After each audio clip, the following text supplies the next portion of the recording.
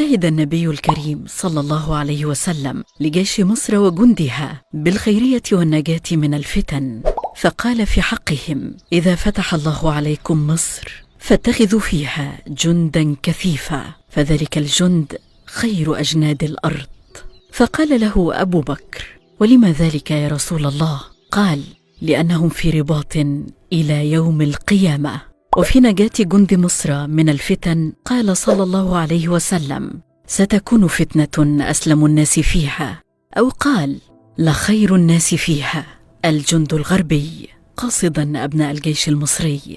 جند مصر وشرطتها هم الآباء والأبناء والإخوة، حفظ الله بهم البلاد والعباد من شر الخراب، وصان بهم الأعراض والممتلكات ومستقبل الأبناء.